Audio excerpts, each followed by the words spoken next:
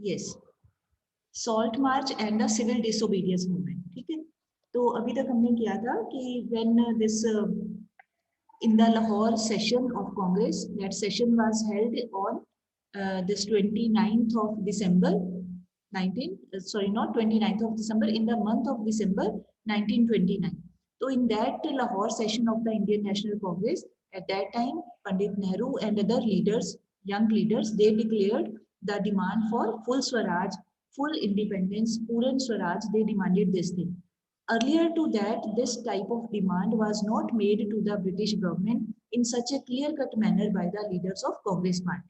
ठीक, तो उसके पहले आपने पढ़ा था कि जो लॉर्ड इरविन थे, who was the viceroy of India at that time, he just gave a vague idea to interact with Mahatma Gandhi and other leaders. तो उसके लिए उन्होंने क्या किया, एक कहा कि एक राउंड टेबल कॉन्फ्रेंस करते हैं और उसमें आप पार्टिसिपेट करो।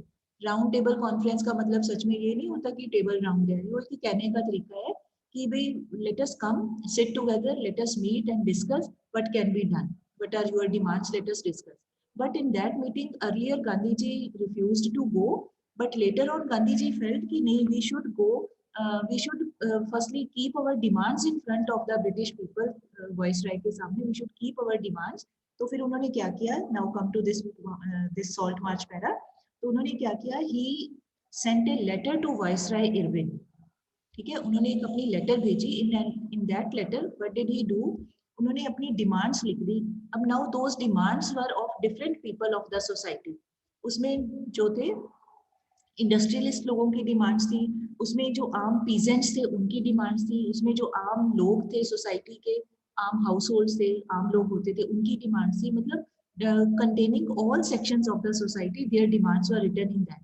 And one important, क्यों ये डिमांड्स लिखी, ताकि वो इम्प्रेस हो, उनको लगे कि भी जो ब्रिटिश गवर्नमेंट है, दे शुड फील कि we should do something for fulfilment of these demands, कि पीपल आर गेटिंग एंग्री, तो उनको कुछ स्पेसिफाई करना है, उनको कुछ शांति देनी है, कुछ उनको रिलीफ देना है, so we should do something. तो ये इस करके उन्होंने डिमांड लिखी। फिर in that letter he wrote one very important demand, कि that demand was related to abolition of salt tax. You will be surprised to know salt a very important part of our food. तो at that time British government ने क्या किया था, उन्होंने दो काम किए थे। एक तो salt की मैन्युफैक्चरिंग के ऊपर there was total control of the British government only. जिन लोगों को ब्रिटिश गवर्नमेंट ने अलाउ किया था, मतलब परमिशन दी थी, only they were having a right to manufacture salt, बना सकते थे। मोनोपोली राइट था। मोनोपोली राइट मतलब सिंगल पर्सन कंट्रोल होना। तो अब वो सिंगल पर्सन कोई एक नहीं था, यहाँ पर सिंगल पर्सन का मतलब है ब्रिटिश गवर्नमेंट के पास ही कंट्रोल था, कि only they were able to, they had the power, they had been given this right to manufacture salt. And secondly along with this they did one other crucial thing, that was they imposed tax on salt, कि भी सारे लोग salt तो खरीदेंगे। जब खरीदेंगे, क्योंकि food item है, खाना सभी ने खाना है, तो जब वो खरीदेंगे तो उसके ऊपर they had to pay the tax also.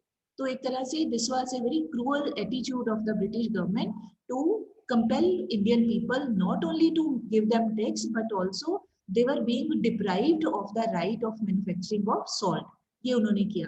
तो now what did Gandhi ji do, जब उन्होंने अपनी लेटर लिखी तो उसमें ये वाली बात नहीं लिखी कि भाई हम लोग जो है ये सॉल्ट टैक्स को अगर आप खत्म नहीं करोगे तो we Indian people we will start making this manufacturing this salt and we will not obey your order. ठीक है, सिविल डिसोबीडियंस का मतलब होता है गवर्नमेंट की बात को, गवर्नमेंट के कानून को नहीं मानना। ठीक, मानना नहीं और उसको ब्रेक करना, उसके अगेंस्ट जाके काम करना। क्योंकि अलाउ तो थे नहीं इंडियन लोग, but still Gandhi ji insisted कि if you do not meet our demands then we Indian people we will start manufacturing. तो जो इरविन थे, लॉर्ड इरविन, ये बात नहीं मानी उन्होंने। he didn't pay much attention to the demands also, seriously नहीं लिया। तो then Mahatma Gandhi, in the second para you can see, along with his followers he went from his ashram, Sabarmati आश्रम से he went to डांडी। डांडी एक गुजरात में place का नाम है, एक जगह का नाम है। वहां तक वो अपने 78 फॉलोअर्स के साथ ऑलमोस्ट 24 डेज के लिए वो चले। और कितनी था ये, कितना चलते थे, 10 माइल्स ए डे वो चलते थे। मतलब अपने लोगों के साथ में एक मार्च निकाला। मार्च होती है जैसे प्रोसेशन, बीच बीच में रास्ते में रुक जाते थे, एड्रेस द पीपल, लोगों को बताते थे कि ऐसे ऐसे हो रहा है, making people aware of all the cruelties of the British administration, ये सब बताते जाते थे। And ultimately he reached Dandi place, और वहां पर जाके उन्होंने सी वाटर से इवेपोरेशन करके वहां पर उन्होंने वो बनाया, सॉल्ट बना लिया। मतलब this was a nominal procedure. इसका मीनिंग ये नहीं है कि all the people who were there with him all started manufacturing, ऐसा कुछ नहीं। दिस वाज ए जेस्चर कि भी now we Indian people are not going to follow your order and we are going to break your law and we are going to make this a salt which is an essential food item, we are going to make it ourselves। तो ये यहाँ पर इसी को कह देते हैं beginning of the civil disobedience movement, क्योंकि उन्होंने डिसोबे किया था गवर्नमेंट के रूल को, ऑर्डर को डिसोबे किया था। So this was this salt march, actually this is the beginning of the civil disobedience movement. Earlier which movement was there, non cooperation. उसमें था कि नॉन कॉपरेट करना है, कि we Indians were asked by Gandhi ji not to cooperate with the British government, but now he is saying कि both the things are to be done।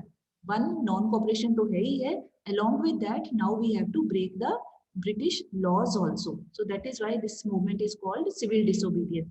Then in next two three paras it has been told कि how people participated in all this by breaking the laws। तो उन्होंने फिर क्या किया, as a result what happened कि जो British government थी, in this para it is given कि भाई जो ब्रिटिश गवर्नमेंट थी they started repressing this type of activities in a very brutal manner. Brutal होता है बड़े हार्श तरीके से, बड़े जबरदस्त तरीके से उन्होंने they started sending people, political activist people in the prisons. जो इंपॉर्टेंट लीडर्स थे दे were sent in jail.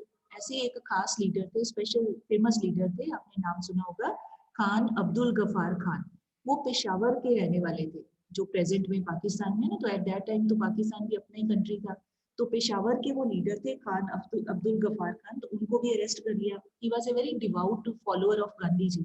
Devout होते बड़े पक्का मानने वाला, किसी की बात को मानने वाला, तो गांधी जी के बड़े वो भक्त थे। तो he was also kept in jail.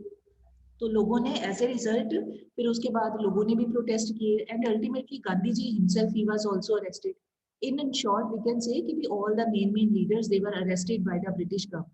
फिर ये सब कुछ जब हो गया तो फिर गांधी जी को लगा कि ऐसे फिर काम नहीं चलेगा, if all leaders are kept in jail, they remain in jail, तो then who will lead the movements, who will lead the ordinary people masses along with this civil movement, civil disobedience movement। तो ultimately Gandhi ji decided to participate in the round table conference with Lord Irwin।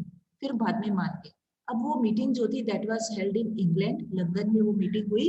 अब उस meeting में फिर क्या हुआ, कोई खास जिसको बोल सकते हैं कि no solution was found out. बातचीत तो होती रही बट एक रिक्वायर्ड और desired solution, conclusion, there was no conclusion of that meeting. फिर कुछ भी नहीं हो पाया। तो धीरे धीरे करके फिर एंड जो ब्रिटिश गवर्नमेंट थी they kept on using their repressive measures on the Indian people. I already told you repressive का मतलब होता है हार्श ट्रीटमेंट, अपना अथॉरिटेरियन एटीट्यूड दिखाना, इस तरह से वो करते रहे। तो ultimately by the time of by the year of 1934 ये सारी मूवमेंट फिर ठंडी पड़ गई, मतलब कोई इसका असर नहीं हुआ। 1930 के आसपास, 31 के आसपास स्टार्ट होके विद इन 2-3 इयर्स ये मूवमेंट स्लो डाउन हो गई। It lost its momentum, it lost its popularity, और फिर लोगों को ठीक नहीं लगा, मतलब धीरे धीरे करके पीछे हो गए। ठीक, अब उसके बाद है कि जितनी देर भी ये मूवमेंट, उसके बाद गांधी जी ने अगेन इसके लिए रिकॉल किया कि now let us start again, मतलब ये चलता रहा। तो then at that time now you see in the next para how participants saw the movement, कि which type of people were there who participated in this। तो different kinds of people their mention has been their names have been mentioned here। एक थे उनमें से first para में दिया हुआ है Patidars in the countryside rich peasant communities like Patidars of Gujarat and Jats of Uttar Pradesh. Now both these names are very popular. Patidar जो है इन पॉपुलर सेंस, जो पटेल वर्ड आपने सुना होगा, पटेल सरनेम वाले जो लोग हैं वो गुजरात में रहते हैं, वो पीजेंट कम्युनिटी के हैं।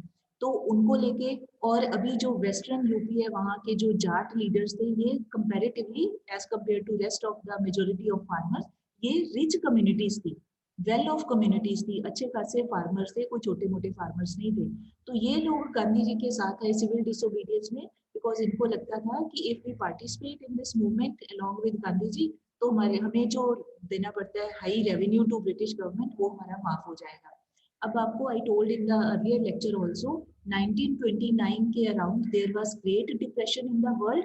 and due to that great depression, due to there was fall in prices of agricultural commodities, तो ये जो पटेल्स थे या जाट्स थे, इनकी जो होता था agricultural produce, that was not getting much price, means they were unable to sell their produce, तो इनकम नहीं आ रही थी, but they were compelled by the British government to deposit the particular amount of revenue in the government office. तो अब आप सोच के देखो, आपको इनकम हो नहीं रही है बट आपको एक पर्टिकुलर अमाउंट डिपॉजिट करना ही करना है, तो इस करके बड़ी they were facing a lot of difficulty. ठीक है, तो फिर ये लोगों ने इस करके ये सिविल डिसोबीडियंस में पार्ट लिया था कि हमारी वो रेवेन्यू की जो डिपॉजिट करने का जो चक्कर है वो खत्म हो जाएगा, but that did not take place, वैसा कुछ हुआ नहीं, तो इस करके ये लोग पीछे हो गए। When this Gandhi ji started this movement again, then they did not show their much interest in this, उनको लगता था कि ये क्या दोबारा से स्टार्ट कर लिया, हमारी बात तो हुई नहीं पूरी, तो there is no use of participating in this type of movements, तो इतना ज्यादा रिस्पॉन्स नहीं दिया। फिर then in next para peasants की बात की गई है कि जो आम स्मॉल पीजेंट्स थे, which who were having small land holdings, poor peasants थे, उनके सामने कुछ और प्रॉब्लम थी, because they were the tenants, they were not the actual owners of the soil, they were the tenants. ठीक है, तो अब टेनेंट्स क्या होते हैं, जो दूसरों के फार्म्स पे काम करते हैं, तो वो पीजेंट्स जो थे दे वर डिमांडिंग, उनको लगता था कि ये सिविल डिसोबीडियंस मूवमेंट में कोई पार्टिसिपेट, तो हमारा जो टेनेंसी वाला चक्कर है, जो हमारे हमें इविक्ट कर देते हैं, जो हमें लैंडलॉर्ड को रेंट